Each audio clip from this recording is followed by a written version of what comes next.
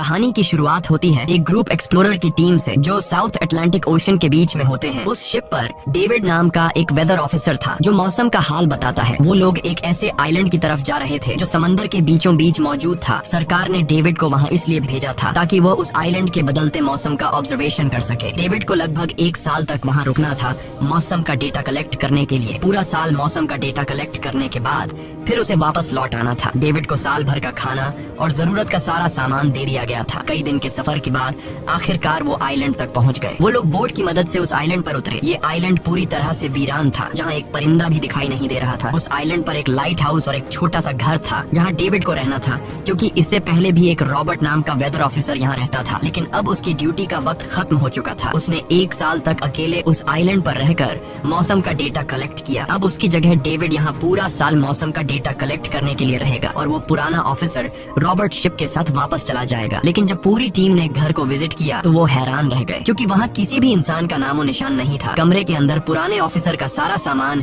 यहाँ वहाँ बिखरा पड़ा था। जिसके बाद कैप्टन और डेविड ने सोचा कि शायद लाइट हाउस में कोई हो सकता है। कैप्टन और डेविड बिना वक्त गंवाए लाइट हाउस की तरफ बढ़ते हैं और वो सब वहाँ एक अजीब नजारा देखते हैं। वो देखते हैं कि पूरा लाइट हाउस तेज और नुकीले लकड़ियों से घिरा हुआ था, जैसे किसी ने जानबूझकर उसे बंद कर दिया हो ताकि कोई भी अंदर न जा सके। जिसके बाद कैप्टन और डेविड ने लाइट हाउस का गेट कई बार नॉक किया, लेकिन अंदर से कोई रिस्पॉन्स नहीं मिला। आखिर में उन्होंने गेट को जोर से धक्का दिया और अंदर घुस गए। लाइट हाउस के अंदर उन्हें एक आदमी मिला जिसका नाम ग्रूनर था। जब उन्होंने ग्रूनर से पुराने वेदर ऑफिसर रॉबर्ट के बारे में पूछा तो उसने जवाब दिया कि वो तो मर गया है। वो समंदर की तरफ गया लेकिन दोबारा कभी लौटकर वापस नहीं आया। ग्रूनर की बातें सुनकर डेविड और कैप्टन दोनों चौंक गए। ये सब सुनने के बाद कैप्टन ने डेविड से कहा, अगर तुम अब भी चाहो तो हमारे साथ वापस चल सकते हो। लेकिन डेविड ने वापस जाने से इनकार कर दिया। डेविड ने सोचा अगर वो सरकार को उस आइलैंड का एक्यूरेट वेदर रिपोर्ट दे पाया तो उसे काफी मोटी रकम मिल सकती है। जिसके बाद कैप्टन ने उसे एक गन दी खुद की प्रोटेक्शन के लिए। और कैप्टन ने डेविड से कहा कि ये जगह मुझे सेफ नहीं दिखाई दे रही, अपना ख्याल रखना। इसके बाद उसे वहीं पर छोड़कर वो सब वापस चल दिए और अब ये दोबारा वापस 1 साल बाद आएंगे। कैप्टन के जाने के बाद डेविड ने घर को थोड़ा सेटल किया, रहने के काबिल बनाया। रात होने के बाद उसे ड्रॉर में एक डायरी मिली जो पुराने वेदर ऑफिसर रॉबर्ट की थी। उस डायरी में आइलैंड के बारे में बहुत कुछ लिखा था। डायरी में एक मिस्टीरियस क्रीचर के बारे में कुछ बातें लिखी गई थी, लेकिन सब कुछ साफ नहीं था, कुछ बातें अधूरी थी। डेविड हर लाइन को ध्यान से पढ़ता गया। उस डायरी में कुछ अजीब तरह के जानवरों के स्केचेस भी बने थे। डेविड को समझ नहीं आया उसने ऐसी पिक्चर्स क्यों बनाई थी। शायद वो अकेला था और टाइम पास के लिए ऐसा किया होगा। डायरी के एक पेज पर पुराने ऑफिसर के वाइफ की फोटो भी लगी थी। डेविड वह डायरी पढ़ते पढ़ते थक गया और धीरे धीरे उसकी आंख लग गई। अगली सुबह डेविड ने मौसम का डेटा कलेक्ट करना शुरू कर दिया, लेकिन समंदर के पास पहुंचते ही उसके कदम रुक गए। उसने देखा कि चट्टानों के बीच कुछ पत्थर अजीब तरीके से सजाए गए हैं और उनके बीच शेल्स रखे थे अजीब से पैटर्न में। डेविड ने सोचा शायद ये सब ग्रूनर ने किया है। वो ये सोचकर दोबारा अपने काम में लग गया। काम के दौरान जब उसने दूरबीन से लाइट हाउस की तरफ देखा तो उसे ग्रूनर के साथ एक और इंसान भी दिखाई दिया, लेकिन पलक झपकते ही वो गायब हो गया। डेविड ने दोबारा उसे देखने की कोशिश की, लेकिन फिर उसे लगा कि ये उसका वहम है। रात को डेविड अपने काम में बिजी था, तभी दरवाजे पर नॉक हुआ। उसे लगा कि शायद ये ग्रूनर है। डेविड ने उसका नाम पुकारा, लेकिन कोई जवाब नहीं मिला। हाथ में लैंप लेकर जैसे ही डेविड दरवाजे की तरफ बढ़ा तो उसके कानों में कुछ अजीब सी आवाजें गूंजने लगी जो किसी इंसान की बिल्कुल भी नहीं थी। और फिर उसने देखा गेट के नीचे से किसी अजीबोगरीब क्रीचर का हाथ अंदर आने की कोशिश कर रहा है। वो इंसान का हाथ बिल्कुल भी नहीं था। ये देखकर डेविड के पांव तले जमीन ही खिसक गई। वो तुरंत बेसमेंट की तरफ भागा और वहाँ जाकर छुप गया। कुछ ही देर में वो मिस्टीरियस क्रीचर घर के अंदर घुस चुकी थी। वो छुप छुप कर डेविड को ढूंढ रही थी और डेविड बेसमेंट के एक छोटे से दरार से उसे देखने लगा। डेविड की हलचल से उस क्रीचर ने डेविड को देख लिया, जिसके बाद वो क्रीचर डेविड को मारने के लिए तेजी से उसकी तरफ भागा और दरार से उसे पकड़ने की कोशिश करने लगा। तो डेविड ने खुद को बचाने के लिए फौरन चाकू उठाकर उसकी आंख में दे मारा। वो क्रीचर चीख के भाग गई, लेकिन वो कभी भी वापस आ सकती थी। और डेविड के दिमाग में ये बात कंफर्म हो गई कि जो डायरी में क्रीचर के बारे में बात लिखी थी वह सच है। डर के मारे वो पूरी रात सो न सका। अगली सुबह जब डेविड घर से बाहर गया तो उसने रेत पर कुछ पैरों के निशान देखे जो किसी इंसान के बिल्कुल भी नहीं थे। वो निशान सीधे समंदर की तरफ जाकर खत्म हो गए थे। अब डेविड को सब समझ आ गया था कि क्यों ग्रूनर ने लाइट हाउस के चारों ओर नुकीली लकड़ियां लगाई हैं। अब डेविड जान गया कि अगर मैं इस घर में रहूंगा तो वो क्रीचर मुझे कभी भी मार सकते हैं। डर के मारे डेविड लाइट हाउस की तरफ दौड़ता है और ग्रूनर को चिल्लाकर कहता है, गेट खोलो, मुझे अंदर आना है। लेकिन ग्रूनर उसे अंदर नहीं आने देता और कहता है, तुझे शिप के साथ लौट जाना चाहिए था। डेविड निराश होकर वापस लौटता है, क्योंकि ग्रूनर उसे लाइट हाउस के करीब भी नहीं देखना चाहता था। वो उसके ऊपर पानी गिराकर उसे दूर जाने को कहता है। अब उसे खुद ही कुछ करना होगा। उसने घर की हर एक विंडो को लकड़ी से बंद कर दिया, चारों तरफ नुकीली लकड़ियों से घेरा बनाया और गेट के बाहर पुराने कागज और किताबें रखी। फिर उन पर तेल छिड़क दिया ताकि अगर वो क्रीचर वापस आए तो उसे आग से डराकर भगाया जा सके। लेकिन एक बात थी जो डेविड अब तक नहीं जानता था और ये बात उसे आज रात पता चलने वाली थी। खुशकिस्मती से उसे घर के अंदर एक पुराना बॉक्स मिला। उस बॉक्स में एक गन थी और बहुत सारी बुलेट्स। ये देखकर उसे जिंदा रहने की थोड़ी सी उम्मीद मिली। जैसे जैसे सूरज ढलने लगा, डेविड के दिल में डर बढ़ने लगा। कुछ ही देर में चारों तरफ रात का अंधेरा छा गया। डेविड गन हाथ में लिए घर के एक कोने में चुपचाप बैठा था। उसकी दिल की धड़कनें तेज थीं। तभी एक अजीब आवाज सुनाई दी और जब डेविड ने खिड़की से छुपकर समंदर की तरफ देखा तो जैसे उसके पैरों के नीचे से जमीन ही खिसक गई। उसने देखा कि सिर्फ एक नहीं बल्कि पानी में से कई सारी वही अजीबोगरीब क्रीचर्स उसकी तरफ बढ़ रही हैं। कुछ ही देर में वो सब इकट्ठा होकर कमरे का गेट तोड़ने की कोशिश करने लगे। डेविड ने तुरंत गोलियां चलानी शुरू की, जिनमें से कुछ क्रीचर्स गिरकर मर गए। डेविड को लगा कि गोली की आवाज सुनने के बाद वो डरकर भाग जाएंगे, लेकिन अपने साथियों को मरता हुआ देखकर वो और भी ज्यादा गुस्सा हो गए। तब डेविड प्लान बी अपनाते हुए गेट के बाहर रखे कागजों और पुरानी किताबों को आग लगा देता है। आग देखकर वो क्रीचर्स डर के मारे वापस समंदर में लौट गए, लेकिन अब वही आग डेविड के घर तक पहुंच चुकी थी। घर के दरवाजे ने आग पकड़ ली और धीरे धीरे फैलने लगी, क्योंकि पूरा घर लकड़ी का बना हुआ था। डेविड ने तुरंत एक चादर में खुद को लपेटकर अपनी जान बचाई और बाहर निकलकर लाइट हाउस के पास एक बड़े पत्थर के पीछे छुप गया। क्रीचर्स को शूट करते वक्त डेविड के हाथ में काफी गहरी चोट भी आई। तभी अचानक तेज बारिश शुरू हो गई। आग धीरे धीरे बुझने लगी, लेकिन पूरी रात की बारिश के बाद भी सुबह तक डेविड अपना घर नहीं बचा पाया। पूरा घर जलकर लगभग राख हो चुका था। अब अगर डेविड को जिंदा रहना है तो उसे लाइट हाउस में पनाह लेनी होगी। उसने अपनी राइफल उठाई और लाइट हाउस के पास के पत्थरों के बीच छुप गया और इंतजार करने लगा कि कब ग्रूनर पानी भरने आएगा। जब ग्रूनर पानी भरने के लिए लाइट हाउस से बाहर निकला तो डेविड उसके पीछे पीछे चल दिया, लेकिन तभी अचानक एक अजीब सा क्रीचर जो ग्रूनर के पास ही था उसने डेविड पर हमला कर दिया। लेकिन किसी तरह करके डेविड ने उसे काबू कर लिया। वह क्रीचर ग्रूनर का रक्षक था। जब वह उसे शूट करने वाला था तो ग्रूनर ने तुरंत डेविड को रोका और कहा, रुक जाओ, ये मेरा पालतू है। डेविड ने गोली नहीं चलाई और मौके का फायदा उठाते हुए उसने ग्रूनर के साथ एक शर्त रखी, अगर इस क्रीचर को जिंदा रखना है तो मुझे लाइट हाउस में रहने दिया जाए, नहीं तो मैं इसे मार दूंगा। जिसके बाद ग्रूनर ने हाँ कर दी, क्योंकि डेविड के पास ढेर सारा खाना और गन पाउडर था। शाम होने से पहले दोनों बचा हुआ खाना लेकर लाइट हाउस लौट आए और वो दोनों आराम से सो गए। अगली सुबह वो क्रीचर चुपचाप डेविड का हाथ चाट रहा था। जब डेविड नींद से जागा तो उसने देखा कि इस क्रीचर के चाटने की वजह से उसका हाथ पूरी तरह से ठीक हो चुका है। ये सब देखकर डेविड हैरान हुआ। डेविड अब ग्रोनर से इस क्रीचर के बारे में और जानना चाहता था और फिर ये सब दुनिया के सामने लाना चाहता था, क्योंकि ये किसी जादू से कम नहीं था। डेविड ने सोचा, अगर इस क्रीचर का राज दुनिया के सामने हम लाते हैं तो डेविड और क्रोनर दोनों बहुत सारा पैसा और नाम कमा लेंगे। लेकिन क्रोनर को ये सब नहीं चाहिए था। वो इस आइलैंड से कहीं नहीं जाना चाहता था। क्रोनर का अब इस दुनिया में कोई नहीं बचा था। उसके लिए ये आइलैंड परफेक्ट था, जहाँ वो अपने आप को एक किंग समझता था और अपनी मर्जी का मालिक। इसी वजह से उसने आइलैंड के कई हिस्सों में लिख दिया था, क्रोनर यहाँ का बादशाह है। लेकिन डेविड को ये समझ नहीं आ रहा था कि ये अजीब सी क्रीचर क्रोनर की फालतू कैसे बनी। तो क्रोनर ने बताया कि एक बार क्रोनर ने उसकी जान बचाई थी। वो गलती से उसके फिशिंग नेट में फंस गई थी। तब ये क्रीचर छोटी थी और उस दिन के बाद से वो क्रोनर के साथ ही रह गई। उसकी हर बात माननी शुरू कर दी। लेकिन क्रोनर एक सख्त इंसान था। वो इस क्रीचर के साथ बहुत बुरा बर्ताव करता था। क्रोनर हर दिन इस क्रीचर के साथ फिजिकल रिलेशन रखता था। क्रोनर ने बताया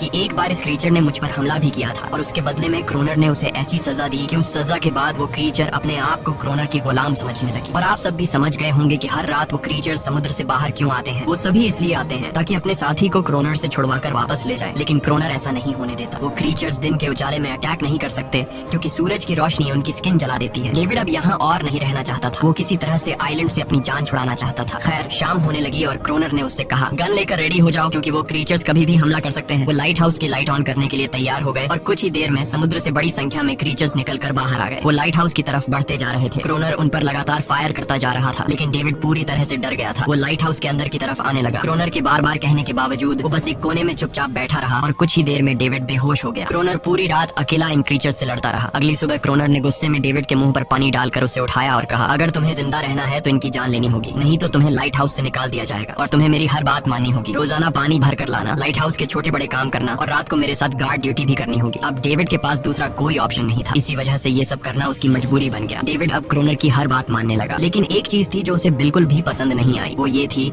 कि हर रोज उस फीमेल क्रीचर को अलग अलग तरीकों से फिजिकली टॉर्चर करना। रात होती है, दोनों फिर से गार्ड ड्यूटी के लिए तैयार हो जाते हैं और एक बार फिर वो क्रीचर समुद्र से निकलकर बाहर आते हैं। लेकिन आज डेविड को डर नहीं लग रहा था। उसने क्रीचर पर फायरिंग शुरू की, मगर आज क्रोनर कुछ भी नहीं कर रहा था। वो डेविड को बाहर छोड़कर लाइट हाउस का गेट बंद कर देता है और खुद चुपचाप अंदर बैठ जाता है, ताकि डेविड खुद सीख सके कि इन क्रीचर्स से कैसे लड़ा जाता है। इसी तरह डेविड को लड़ते लड़ते वो रात कट जाती है और सुबह हो जाती है। सुबह क्रोनर ने देखा कि डेविड लाइट हाउस के गेट के बाहर खून में लथपथ बैठा था। अब उसने सीख लिया था कि इन क्रीचर्स से कैसे लड़ना है। इसी तरह समय गुजरता गया, रातों को इन क्रीचर्स से लड़ते हुए और दिन भर क्रोनर के लाइट हाउस के काम संभालते हुए। ये आइलैंड अब उसके लिए एक बंद घर जैसा हो गया था। वो हर वक्त सोचता रहता था कि कब ये जगह छोड़कर आजादी की सांस लेगा। समय के साथ साथ डेविड का उस फीमेल क्रीचर के साथ एक अजीब सी दोस्ती बन गई थी। डेविड को उसके लिए अब बुरा लगने लगा था। अब उसे समझ आया कि अपने लोगों को छोड़कर अकेला रहना कितना मुश्किल होता है। शायद वो क्रीचर भी कुछ ऐसा ही महसूस करती थी। डेविड ने उस क्रीचर को एक नाम भी दिया, अनारियस। इसी तरह से दिन गुजरते गए और फिर एक दिन उन्होंने देखा कि इन क्रीचर्स के अटैक्स धीरे धीरे कम हो रहे हैं। डेविड सोचता है शायद सर्दियों में वो कहीं और चले जाते हैं, या फिर शायद उन्हें समझ आ गया था कि इन दोनों से लड़कर कुछ हासिल नहीं होगा। लेकिन क्रोनर ने उससे कहा कि ऐसा बिल्कुल नहीं है, वो फिर से अटैक करेंगे। अब वो अपनी संख्या बढ़ा रहे हैं। कुछ और दिन ऐसे ही गुजर गए। एक रात डिनर के बाद क्रोनर और डेविड ने टाइम पास के लिए चेस खेलना शुरू किया, लेकिन यहीं पर क्रोनर से एक बड़ी गलती हो गई। वो दोनों खेल में इतने उलझ गए कि लाइट हाउस की लाइट्स ऑन करना ही भूल गए। अंधेरे का फायदा उठाकर क्रीचर्स ने उन पर अटैक कर दिया। डेविड ने देखा कि क्रीचर्स की संख्या इतनी ज्यादा थी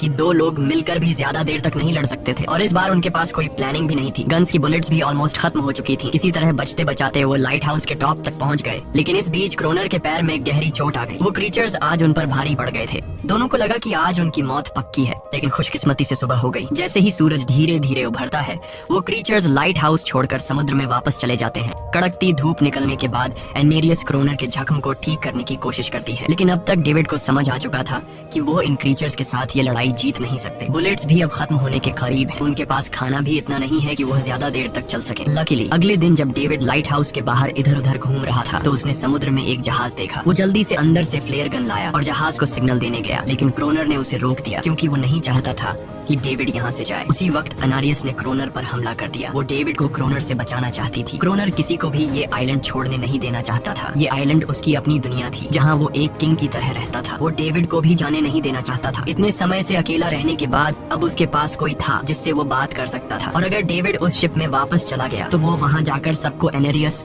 और उनके बारे में बता देगा। इसलिए अब डेविड यहाँ से नहीं जा सकता। धीरे धीरे वो शिप डेविड की आंखों के सामने समुद्र में गायब हो गई। अब उसके पास कुछ भी करने को नहीं था। कुछ और दिन ऐसे ही बीत गए। क्रोनर अब भी डेविड और अनारियस दोनों के साथ बुरा बर्ताव कर रहा था, लेकिन अनारियस को वो खास तौर पर मारता था, जो डेविड को बिल्कुल पसंद नहीं था। एक दिन डेविड ने अनारियस को एक छोटी टॉय बोट गिफ्ट में दी, जो उसने किसी मछली की हड्डी से बनाई थी। लेकिन जब अनारियस ने उस बोट को देखा तो वो डेविड को आइलैंड के एक ऐसे कोने में ले गई जहाँ सचमुच एक असली बोट रखी थी। जब डेविड ने इस बोट के बारे में क्रोनर से पूछा तो उसने कहा हाँ, उसे पहले से पता था कि आइलैंड के इस हिस्से में एक बोट है। क्रोनर कहता है कि कुछ लोग इस आइलैंड तक बोट के जरिए अपनी जान बचाने आए थे, लेकिन सुबह होने से पहले उनमें से कोई भी जिंदा नहीं बचा। सबको इन क्रीचर्स ने मार दिया। वो सब शिप में गोला बारूद ले जा रहे थे, लेकिन समुद्र में आए तूफान की वजह से उनका शिप इसी आइलैंड के पास डूब गया। ये सब सुनते ही डेविड के दिमाग में एक आइडिया आया। उनके पास एक डाइविंग सूट जैसा कुछ था। डेविड ने कहा कि अगर हम दोनों में से कोई उस सूट को पहनकर समुद्र के उस हिस्से में जाए जहां वो शिप डूबी थी, तो हो सकता है उन्हें कुछ बुलेट्स या डायनामाइट मिल जाए,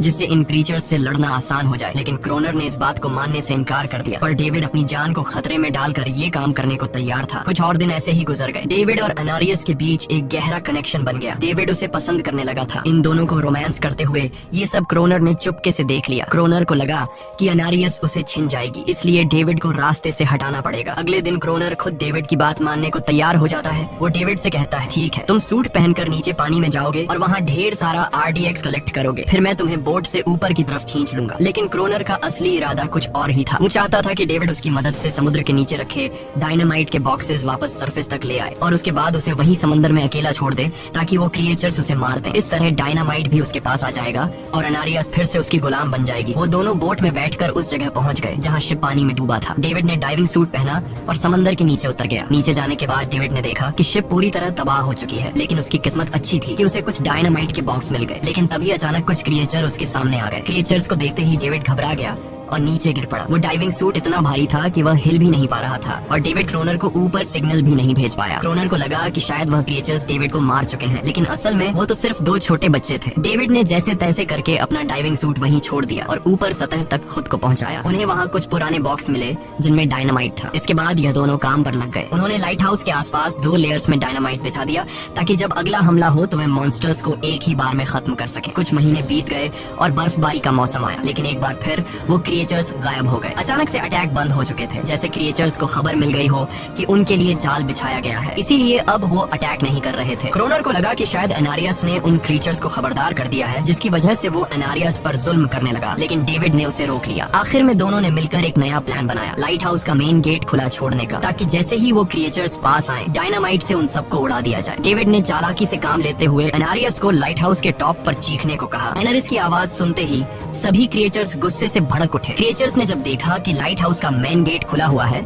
तो उन्हें लगा कि यह अच्छा मौका है एनारियस को छुड़ाने का, लेकिन असल में यह उनके लिए एक चाल थी। कुछ ही देर में वह क्रिएचर समंदर से बाहर निकलने लगे। वे सीधे मेन गेट की तरफ बढ़े और अंदर घुसते ही डेविड पर हमला कर दिया। डेविड भी हिम्मत दिखाता है और क्रिएचर से जान छुड़ा लेता है। जैसे ही वे सभी क्रिएचर लाइट हाउस के पास पहुंच जाते हैं तो क्रोनर डायनामाइट का लीवर दबा देता है, लेकिन ब्लास्ट नहीं होता। असल में डेविड ने उसका कनेक्शन खोल दिया था और क्रोनर उसे दोबारा लगाना भूल गया था। डेविड तुरंत ऊपर भागता है और डायनामाइट का वायर जोड़ना शुरू करता है। तब तक वो क्रिएचर्स लाइट हाउस पर चढ़ने की कोशिश कर रहे होते हैं, जिन्हें सिर्फ अकेला क्रोनर रोकता है। जैसे ही कनेक्शन पूरा होता है डेविड पहला लेयर उड़ा देता है, जिससे कई क्रिएचर्स ब्लास्ट में खत्म हो जाते हैं, लेकिन अभी भी काफी मॉन्स्टर्स लाइट हाउस पर हमला करने के लिए तैयार होते हैं। इस वजह से क्रोनर दूसरा लेयर भी ब्लास्ट कर देता है। दोनों उस जोरदार धमाके में बेहोश हो जाते हैं। अगली सुबह जब दोनों होश में आए तो उन्होंने देखा कि एनारियस वहाँ नहीं थी। ब्लास्ट में चारों तरफ मरे हुए क्रिएचर्स पड़े थे। क्रोनर उन सबको मार रहा था जो जख्मी हालत में जिंदा बचे थे। तभी डेविड की नजर उनमें से एक के गले में लटके एक नेकलेस पर पड़ी। उस क्रिएचर को तड़पता हुआ देखकर डेविड को उस पर तरस आ जाता है और उसे अपनी गलती का एहसास हो जाता है। जिन क्रिएचर्स को वह अब तक खूंखार समझते आए थे वो भी इंसानों की तरह थे, सिर्फ बोल नहीं सकते थे। लेकिन क्रोनर के लिए यह सब बेकार बातें थी। उस दिन के बाद वह क्रिएचर्स फिर कभी अटैक नहीं कर पाए, लेकिन हर दिन समंदर के किनारे से रोने की आवाजें आती थी। डेविड को अब तक नहीं पता था कि उन्होंने कितना बड़ा नुकसान कर दिया था, कितनी फैमिली टूट गई, कितने बच्चों ने अपने लोग खो दिए, सिर्फ एक गलतफहमी की वजह से। अगले दिन डेविड ने समंदर में उन क्रिएचर्स के कुछ छोटे छोटे बच्चों को देखा, वो सब जिन्होंने अपने परिवार खो दिए थे। डेविड ने पत्थरों का एक गोल सर्कल बनाया और उसके बीच में वह छोटी टॉय बोट रख दी ताकि एनारिस उसे देखकर वापस लौट आए। डेविड ने कई घंटे इंतजार किया, लेकिन एनारिस कभी वापस नहीं आई। सुबह नींद से जागने के बाद डेविड ने देखा कि क्रोनर सो रहा है। क्रोनर के पास कुछ पुरानी चीजें रखी थी, उनमें एक पुरानी तस्वीर भी थी, और जैसे ही डेविड ने उस तस्वीर को देखा वह हैरान रह गया। वह लड़की जिसका फोटो उसने पहले दिन पुराने ऑफिसर रॉबर्ट की डायरी में देखा था, वह कोई और नहीं बल्कि क्रोनर की पत्नी थी, और फोटो में क्रोनर उसके साथ खड़ा था। असल में 1 साल पहले आए वेदर ऑफिसर रॉबर्ट मरा नहीं, बल्कि उसने अपनी पहचान बदल दी थी, यानी क्रोनर ही वेदर ऑफिसर रॉबर्ट है। बस उसने अपना नाम बदल लिया था, क्योंकि अब वह कभी इस आइलैंड को छोड़ना नहीं चाहता था। ये सब देखकर डेविड ने भी यह उम्मीद छोड़ दी कि वह कभी इस आइलैंड से जा पाएगा। अगले दिन शाम को जब डेविड समंदर के किनारे गया, उसने देखा कि उस सर्कल में रखी छोटी बोट अब वहाँ नहीं थी, लेकिन उसी जगह पर उसने एक क्रीचर का छोटा सा बच्चा देखा जिसके हाथों में वह बोट थी। डेविड ने अपने हाथ में जलती हुई लकड़ी को उस सर्कल के बीच में फेंक दिया ताकि वह दिखा सके कि उसका इरादा लड़ने का नहीं है और उसे किसी को खतरा महसूस न हो। वह उनके साथ दोस्ती करना चाहता था। कुछ ही देर बाद समंदर की लहरों से एनारिस निकलती है और उसके पीछे पूरा क्रीचर्स का ग्रुप भी समंदर से बाहर आता है, लेकिन इस बार कोई भी डेविड पर अटैक नहीं करता क्योंकि वे भी अब शांति चाहते हैं। उनका इरादा सिर्फ एक सुरक्षित जगह पाने का था अपने बच्चों के लिए। लेकिन तभी वहाँ क्रोनर हाथ में बंदूक लिए पहुंच जाता है। क्रोनर को लगता है कि अगर शांति हो गई तो उसे सबसे ऊपर होने का एहसास कैसे होगा। डेविड उसे समझाने की कोशिश करता है कि ये क्रीचर्स लड़ना नहीं चाहते, ये शांति चाहते हैं, लेकिन क्रोनर किसी की नहीं सुनता। वो एनारियस से चिल्लाकर कहता है अंदर चली जाओ, लेकिन ये पहली बार था कि एनारियस ने उसकी बात नहीं मानी क्योंकि अब वह उसकी नौकरानी नहीं थी। यह देखकर क्रोनर को लगता है कि अब इस आइलैंड पर उसकी बादशाहत नहीं रही। क्रोनर खुद को अंदर से कमजोर महसूस करने लगता है क्योंकि अब कोई भी उसका हुक्म नहीं मान रहा था। गुस्से में उसने लाइट हाउस की तरफ कदम बढ़ाए। डेविड को लगा शायद क्रोनर को अब समझ आ गया होगा कि हर एक जानवर आजादी चाहता है, कोई भी किसी का गुलाम बनकर नहीं जीना चाहता। लेकिन क्रोनर के सर से बादशाहत का भूत कहाँ उतरने वाला था। जैसे ही वह लाइट हाउस पहुंचा, उसने सिग्नल गन से एक फ्लेयर छोड़ी जो सीधा जाकर एक क्रीचर के बच्चे से टकरा गई। उस बच्चे की तुरंत मौत हो गई। सभी क्रीचर्स डर के मारे भाग गए और एनारियस ने भी डेविड पर अपना पूरा भरोसा खो दिया। गुस्से से पागल डेविड तुरंत लाइट हाउस की तरफ भागता है क्रोनर को सबक सिखाने। डेविड उससे लड़ने लगता है, क्यों किया तूने ये सब? ये लोग तो बस शांति चाहते थे। लेकिन क्रोनर इतना हिंसक हो चुका था कि उसने डेविड को मारने का फैसला कर लिया। वो हाथ में लोहे का रॉड लेकर जैसे ही डेविड पर वार करने जा रहा था, डेविड ने उसे उसके असली नाम से पुकारा और कहा, रुक जाओ रॉबर्ट, तुम खूनी नहीं हो। ये सुनकर क्रोनर एकदम रुक गया। असल में रॉबर्ट ऐसा इंसान कभी था ही नहीं। इस आइलैंड पर आने के बाद अकेले रहने की वजह से उसकी मेंटल हेल्थ बिगड़ चुकी थी। अकेलापन, अपनी पत्नी की मौत और गहरा डिप्रेशन, इन सब ने उसे ऐसा बना दिया था। वह असल में कोई किलर नहीं था, वह एक अच्छा इंसान था। क्रोनर को एहसास हुआ कि ये क्रीचर्स कभी लड़ना नहीं चाहते थे, वे बस शांति चाहते थे। क्रोनर ने उन्हें सिर्फ इसलिए मारा ताकि वह खुद को पावरफुल दिखा सके। और अब ग्रोनर को अपनी गलती का एहसास हो चुका था, इसीलिए उसने खुद को उन क्रीचर्स के सामने सरेंडर कर दिया और कुछ ही पलों में उन्होंने उसे मार दिया। डेविड लाइट हाउस के अंदर खुद को लॉक कर लेता है। समय ऐसे ही बीतता चला जाता है और 1 साल बाद आइलैंड पर एक गवर्नमेंट अफसर आता है, साथ में एक नया वेदर ऑफिसर भी होता है। अब नए गवर्नमेंट अफसर ने इस आइलैंड पर वेदर मॉनिटर की ड्यूटी करनी थी। जब कैप्टन पिछले अफसर के बारे में डेविड से पूछता है तो डेविड भी वही बात करता है कि वह पानी की तरफ गया था लेकिन कभी वापस नहीं आया, और वेदर ऑफिसर को भी लगता है कि डेविड ही ग्रोनर है। डेविड ने भी उनकी इस गलतफहमी को ठीक नहीं किया। वह चुपचाप बालकनी पर गया और खड़ा हो गया बिना कुछ कहे, क्योंकि अब वह भी इस आइलैंड को छोड़ना नहीं चाहता था, बिल्कुल क्रोनर की तरह। इसी दौरान एनेरिस भी अपने परिवार के साथ खुश थी। अब उन्हें किसी क्रोनर जैसे आदमी का डर नहीं था। अब वे आइलैंड पर भी और समंदर में भी आजादी से जी सकते थे। इसी के साथ कहानी खत्म हो जाती है। अगर वीडियो आपको अच्छी लगी हो तो हमारे चैनल को जरूर सब्सक्राइब कीजिए।